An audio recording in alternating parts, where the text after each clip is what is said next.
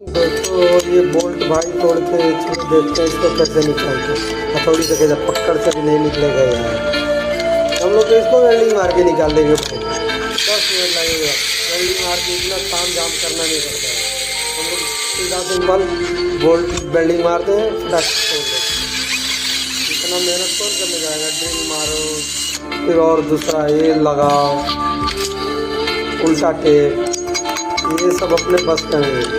अपने लोग वेल्डिंग मारे, फटाक से तोड़े। कुछ ये